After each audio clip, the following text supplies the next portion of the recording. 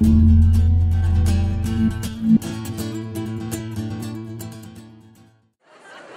a iniciar entonces la sesión. Les recuerdo que estamos en 3 sesiones simultáneas. Por favor, los que están allá en el café, ya aproxímense. Vamos a dar inicio a la mesa sobre el proyecto del campo.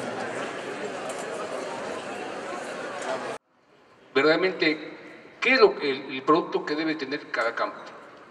Yo le preguntaría, y creo que todos estamos conscientes de una situación. Hay un producto que es el arroz de Morelos. Ahora viene el arroz de Morelos, viene de China con el emblema de arroz de Morelos. El Estado no hacemos nada, la gente no hace nada.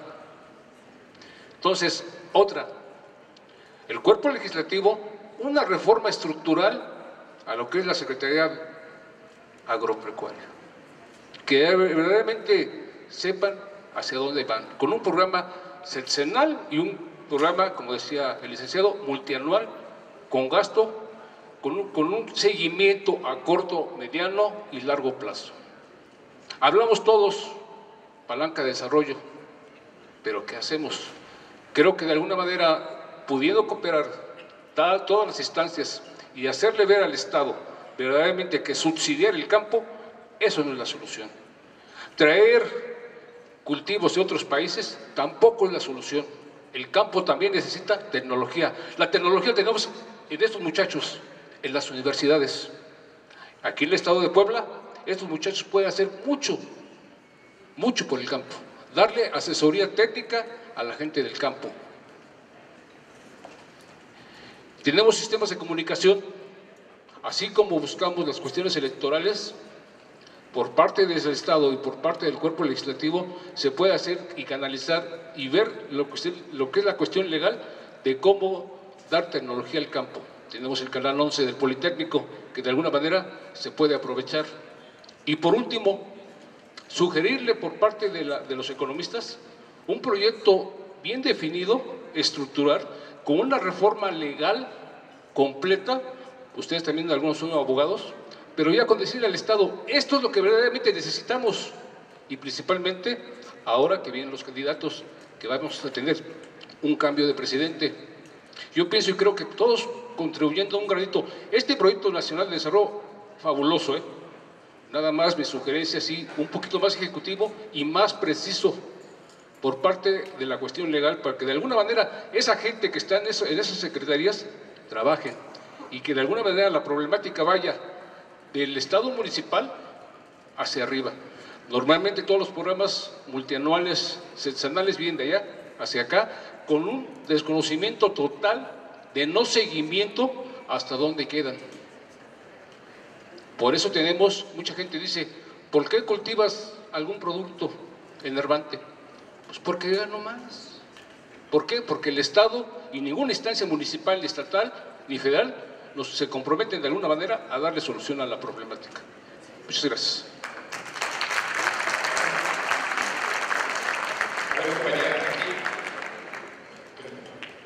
Vamos después así, después así, después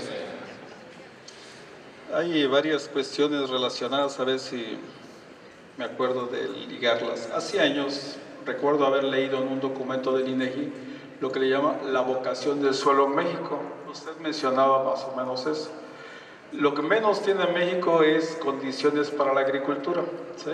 Tenemos que, sobre todo en los estados del sur, que año con año se proceda a la quema de lo poco que queda de cubierta forestal o de cubierta arbolada para sembrar maíz, y que a los 3 o 4 años esos suelos ya están erosionados. Y no se, como se menciona, no se hace a la fecha nada. Esto es en cuanto a la vocación del suelo, y tiene que ver con una declaración en el gobierno de Fox. Un subsecretario de Agricultura dijo lo siguiente, dice: ¿por qué insistir en sembrar maíz cuando podemos sembrar hortalizas, podemos tener frutales? Las condiciones del suelo por aquí y por allá lo permiten, y sin embargo si insiste en sembrar maíz, sobre todo para la agricultura de subsistencia, y esto también tiene una explicación. Es la única forma de tener por ahí 2 toneladas, 1 tonelada de maíz para sobrevivir y no morir de como allá la Sierra de Tarahumara, ¿no? Que no siquiera tienen reservas estratégicas como los estadounidenses, sus reservas de petróleo para cuando hay escasez de ello, ¿no?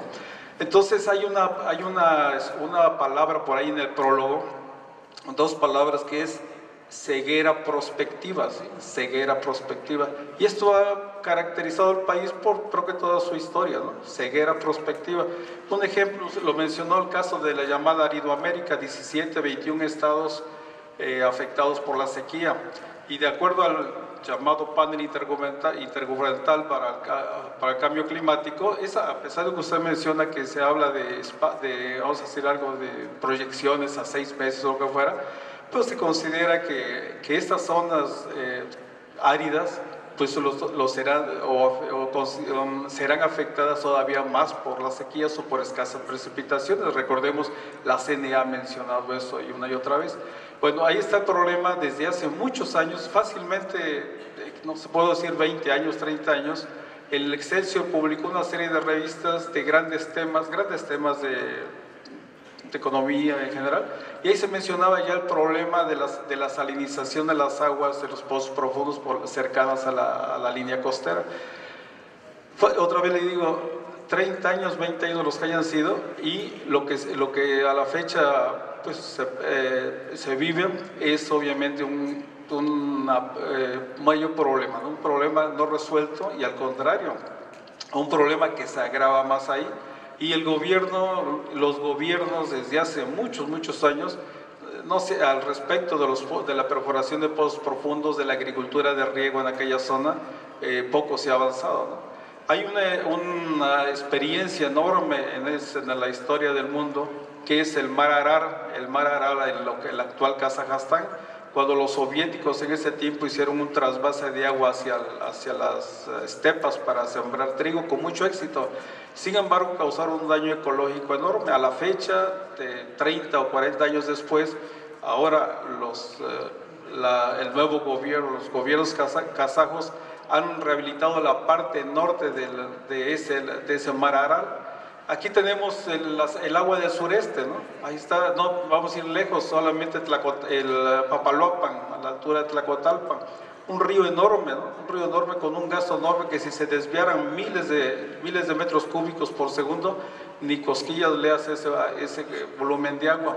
Se han tendido oleoductos hacia el norte del país, pero no se ha intentado esos proyectos de gran visión que sería llevar justamente agua del sureste hasta, y no digamos ya el área de Tabasco, ¿no? Que se evitaría, tal vez aliviaran algo las inundaciones, ¿no? Solamente desde el Papaloapan cabría la posibilidad de llevar agua, podríamos decir, al México sediento.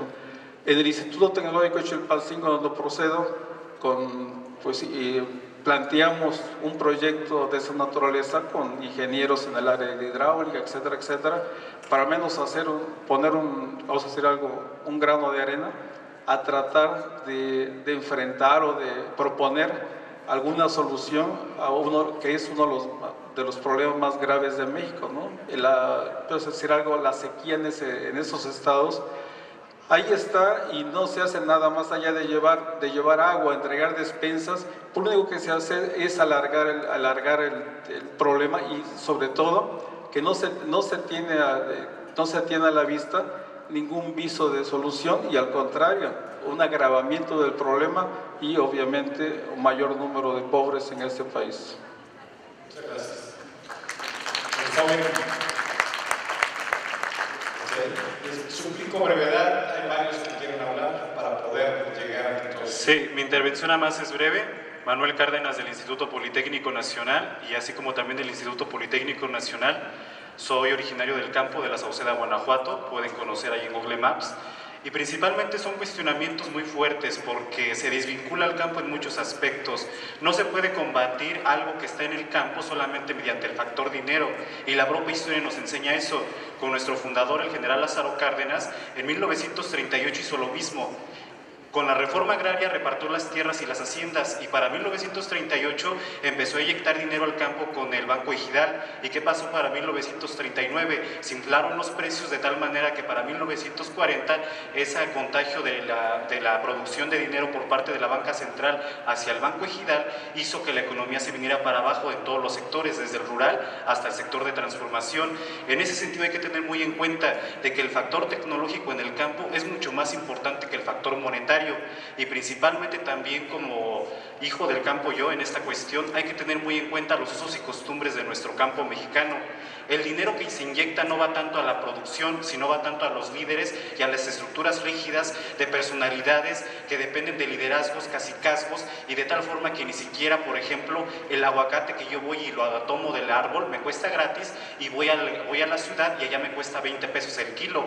Entonces, en este sentido, yo como persona sí le incentivo a que de alguna forma no vea el campo como un factor desde el punto de vista monetario, sino en todos sus aspectos, como bien lo señalaba un compañero, desde el campo antropológico, en el sentido histórico de nuestro país, desde el nivel tecnológico, porque desde el nivel tecnológico no podemos hablar de futurología de que el agua se va a acabar, porque como bien sabemos, el agua no se va a acabar porque el 3/4% del planeta es de agua. ¿Y qué es el agua? Es una partícula de H2O, e inclusive si aquí sintetizamos H2O a partir de una máquina, tenemos agua purificada.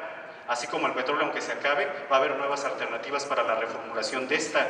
Entonces hay que ser muy cuidadosos con esto. También la banca de crédito privada, porque incentiva más al campo en el sentido de los grandes monopolios, porque son los únicos que producen ganancias por las mismas cuestiones del temporal. No es lo mismo tener cultivos a nivel de temporal que solamente bajo enero o julio dan las cosechas, a tener un invernadero que durante todo el año está produciendo kilos y kilos de manzanas, kilos y kilos de peras, kilos y kilos de jitomates, etcétera, etcétera. Y los precios no van tanto por la escasez, sino que los precios van en el sentido de que son los mismos productores los que almacenan sus productos para aumentar y elevar sus precios en el mediano plazo y luego revenderlos. También hay que tener mucho cuidado en eso para la regulación de este tipo de cuestionamientos. Y otra cosa, ahí entre todos los ponentes, al momento de saludarlos entre los colegas economistas, muchos tenían las manos gruesas. A ellos, gracias por el México que nos han heredado, porque han sufrido la dureza de la vida, tanto como obreros como campesinos.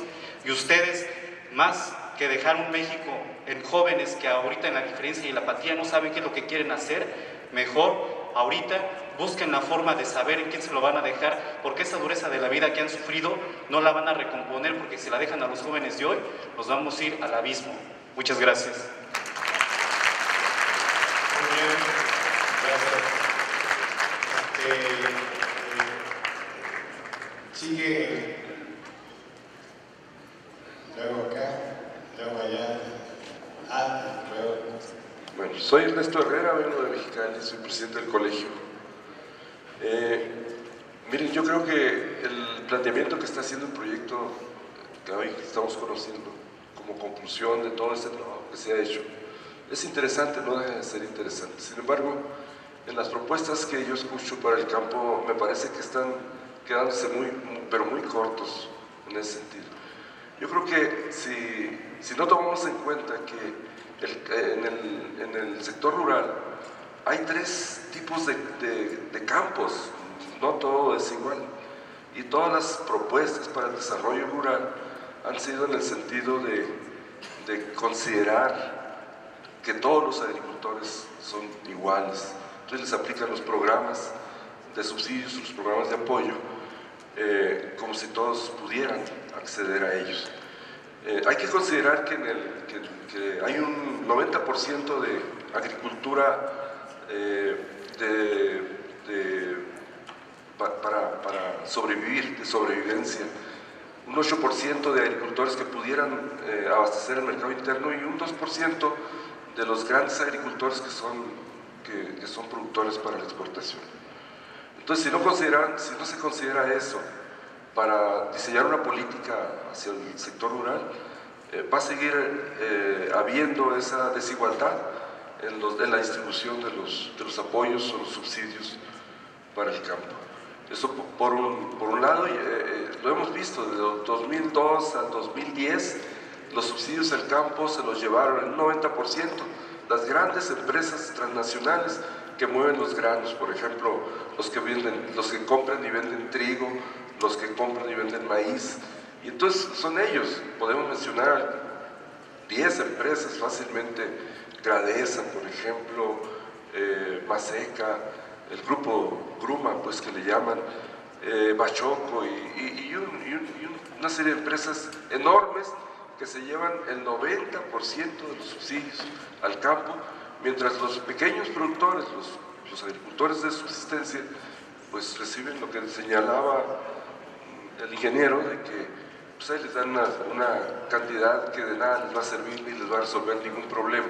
Y desde que se creó la Alianza para el Campo en 1996 por aquel secretario Labastida, hasta la fecha no se han logrado grandes cosas en cuanto al avance para el desarrollo rural. Y ahorita los esfuerzos que están desarrollando las instituciones están encaminadas a apoyar un sistema capitalista de empresa. Y entonces las SOFOMES que usted señala en su disertación, pues son eso, empresas de empresarios ya establecidos que ahora están intermediando el crédito que da Financiera Rural o que da FIRA para apoyar con un crédito insuficiente a los pequeños productores, porque no tienen otra alternativa, ya que no son sujetos de crédito, porque no son empresas. Entonces, se olvidaron de que antes de hacer antes de diseñar un programa de apoyos, se debió haber diseñado una política hacia el campo, pero que considerara todos esos aspectos que aquí hemos señalado de alguna manera. Muchas gracias. Muchas gracias. Ahí le pasan. Ahí está. Bueno, muy buenas tardes. ¿Es conmigo? Ya. Salvador Delgado Garza de IDS Consultores. Estamos en el colegio. Miren, nosotros somos una firma que trabajamos en diferentes países con diferentes organismos internacionales y realmente no me he podido aguantar las ganas de hablar porque el problema del campo mexicano es un problema que estamos constantemente viendo en diferentes lugares, en diferentes países. Usted comentaba con toda razón del mundo que el problema del campo no se puede ver sujeto a una simple anualidad, sino tiene que estar con una visión plurianual, una visión multianual. Pero déjenme compartir la experiencia que hemos tenido, tanto Perú, en Argentina, ahorita en Filipinas, en República Checa, se está repitiendo exactamente lo mismo los problemas que tenemos. Queremos tener esa visión de largo plazo, pero esa visión de largo plazo presupuestal tenemos que tomar conciencia, creo los economistas, lo que decía el doctor Rogelio Montemayor, tenemos que tener una visión planeada, en el sentido, el presupuesto no es un presupuesto plurianual, no es nada más una expresión de indicadores para largo plazo o mediano plazo de 2, 3, 4, 5 años. En muchos lugares se ha querido hacer eso y no hemos podido llegar. ¿Cuáles son las experiencias que más o menos hemos visto? No hay exitosas, pero sí hay algunas muy interesantes. Minas Gerais en Brasil, en el caso de la República Checa también lo hicieron. Al hacer un presupuesto plurianual, lo primero que toman muy claro es que tiene que ser un presupuesto, pero orientado completamente a un término que creo que lo conocemos aquí, valor público. No estamos hablando de costos-beneficios, sino valor público. Es un término que recientemente se está manejando. Ese valor público surge de la diferencia entre lo que se produce un bien y un servicio y el impacto benéfico que éste conlleva. Podemos tener muchas acciones, pero si no nos arroja un beneficio, no nos sirve, no tiene valor público. Un segundo elemento que es muy importante es enfoque al ciudadano, lo que decía la compañera de Sonora, que es muy importante la cuestión de la participación ciudadana. Pues no tan solo la participación, sino también que se tome en cuenta lo que dice el campesinado, lo que dice el compañero de Mexicali, ¿verdad? Lo que quiere el campesinado, lo que quieren las personas y orientar a esos elementos. Pero para hacer eso, el problema que tenemos como economistas, cuando lo estamos trabajando en otros lugares, lo acabamos también de trabajar en Yucatán, es que para tener un presupuesto plurianual yo requiero tener un plan sectorial, lo que se le llama en la jerga de nosotros técnica, un programa de gasto de mediano plazo. Pero para que yo tenga ese programa de gasto de mediano plazo tengo que tener certidumbre, y tengo que tener certidumbre en los ingresos y en los gastos, y es un plan fiscal de mediano plazo. Y el problema es que, lo que comentaban en la mañana, nuestras autoridades toman un plan porque se tiene que hacer y se guarda y ya nadie lo lee. Y la instrumentación, que es lo que acabo de comentar así, tratando de no ser muy extensivo en eso, toda esa instrumentación, desde un plan fiscal de mediano plazo, un plan de gasto de mediano plazo o plan de gasto sectorial, un programa estratégico institucional, un presupuesto y un presupuesto plurianual, nada más entramos al presupuesto plurianual como una simple proyección financiera de nuestros gastos. Y créanme, mis queridos colegas, se lo digo con toda franqueza, eso a nadie le ha llevado a nada. Muchas gracias.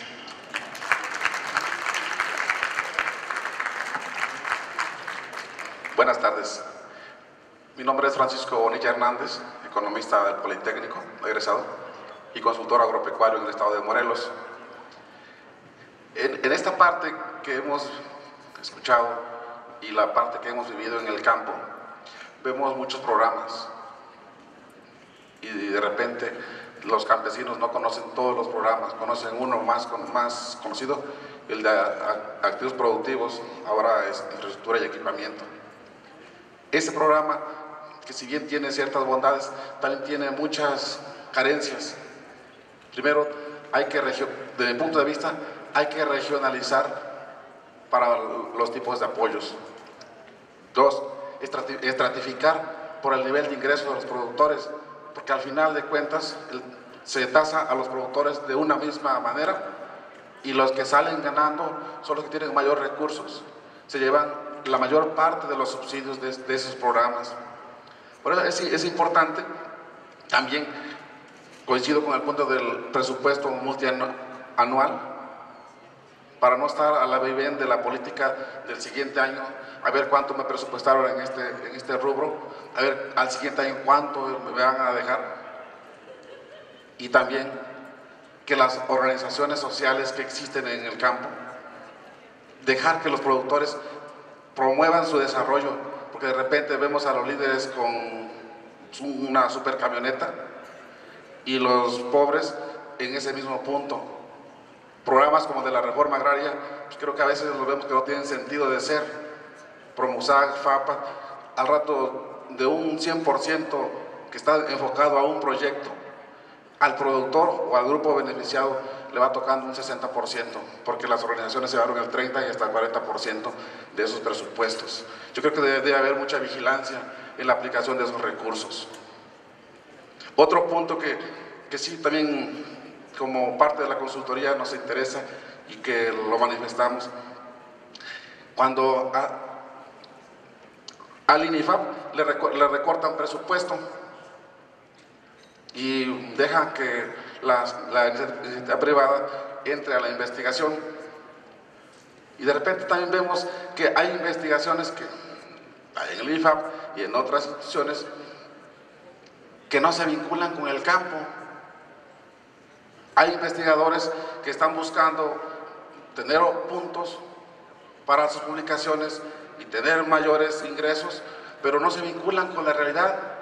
Esa tecnología no está llegando a donde se requiere. Y lo comento esto, nosotros como consultores tenemos que andar buscando a los centros de investigación que esa tecnología pueda llegar a nuestros proyectos de desarrollo que implementamos con financiamiento. Este financiamiento, para poder acceder, nos encontramos con otra dificultad, el problema de la tenencia de la tierra. Si bien Financiera Rural, si bien FIRA tiene sus mecanismos de apoyo al campo, hace falta más. El famoso FONAGA, que existe para las garantías fueran más accesibles para los productores y no directamente a la banca como se está haciendo actualmente. Eso es mi punto de vista que quiero aportar desde la experiencia práctica. Muchas gracias, compañero. Por favor, pasen a la y ahorita te lo pasamos a ti.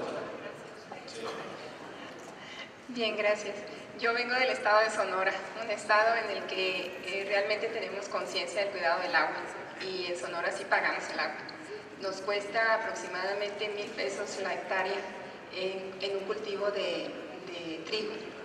Entonces, el comentario es con relación a que sería bueno que se hiciera una evaluación en el Plan Nacional de Desarrollo. El presidente Calderón mencionó que iba a meter sistema de riego en 1 millón de hectáreas. Entonces, en un ejercicio de evaluación de este programa sería importante ver qué tanto avance existe, ¿no?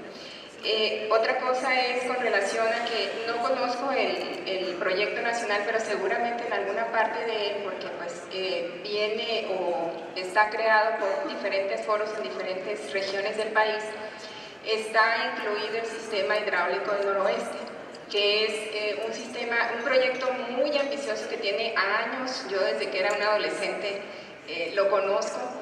Ojalá, gracias, sí, ayer. Ojalá que realmente ahora se tome en serio y se haga una realidad. Esa agua que se está tirando, desperdiciando, nosotros lo necesitamos enormemente. Entonces, sería muy importante que se recalcara esa inversión, ¿no? Y por último, yo tengo contacto por mi trabajo con agricultores rurales indígenas, mayos principalmente, porque vivo en la región sur del estado de Sonora, y pareciera que existe como una política del gobierno de fomentar los cultivos intensivos o los invernaderos, ¿no? Entonces, conozco un poquito con relación a esto y me preocupa sobremanera el hecho de que se esté fomentando este tipo de cultivos. Qué bueno, ojalá que se haga, pero que se haga de manera integral y que no se deje el cuello de botella de la comercialización. Para la gente que tiene recursos, pues es muy fácil porque tiene sus asesores y sus promotores, sobre todo en Estados Unidos, y que nosotros es una ventaja competitiva por la cercanía que tenemos con este país, de que ellos tienen su dinero para acceder a estas asesorías y pues ya tienen asegurada su cosecha, inclusive el financiamiento lo tienen de allá, ¿no? Entonces, que en estos programas en los que se va a apoyar, y qué bueno, ojalá que así sea, a estos productores, sobre todo ejidatarios o productores del sector social, que lo incluyan la comercialización, que hagan el proyecto integral, porque si no va a ser dinero que va a estar tirado ahí, ¿no? Porque no es muy difícil realmente tener éxito sin tener esa asesoría o ese paso final asegurado. Muchas gracias. Muchas gracias. Por favor, después de ustedes dos y acabamos. Bueno, yo no. Muchas gracias. Soy Jerónimo Octaviano Martínez, egresado de la Escuela Nacional de Economía desde entonces, ahora Facultad de la UNAM, y pertenezco a la organización de Economistas al Servicio del Estado. El Estado, como promotor del desarrollo, fomento al campo, el tema de hoy, de este momento, es muy apasionante y muy extenso. A mí en lo personal me gusta mucho y me apasiona porque soy hijo de campesinos. Me voy a referir concretamente al aspecto de la descapitalización, que hoy vive el campo mexicano, y concretamente a la falta de infraestructura para sistemas de riego, fertilización al alcance de productores, licenciado, y la extensionismo agrícola. Voy a referirme a un producto que yo conozco y que inclusive por ahí me dedico de alguna manera también a la producción de caña de azúcar. Cuando tenemos en promedio nacional 70 toneladas por hectárea, si no ando mal, vemos que en ingenios con distrito de riego, como es Atencingo, aquí en Puebla, cosechan hasta 150 toneladas por hectáreas. Vean ustedes la diferencia. Así también en el ingenio Modelo, que hay sistema de riego, en el ingenio Potrero y en otras partes de la República donde sí existe riego. Esto nos comprueba que es rentable totalmente, ¿sí? Existe racionalidad en toda inversión que sea en los sistemas de riego. Y hace un rato un compañero por allí se refería a las aguas del Papaloapan, porque el río Papaloapan en mi zona, ¿verdad? Viene desde Temazcal, bueno, de la sierra de Oaxaca, pasa por Temazcal, y ese proyecto de hace años contemplaba tanto la generación de energía eléctrica como sistemas de riego para esa zona, riegos de auxilio inclusive, porque llueve también bastante, pero tenemos las lluvias de los meses de junio, julio, agosto y septiembre.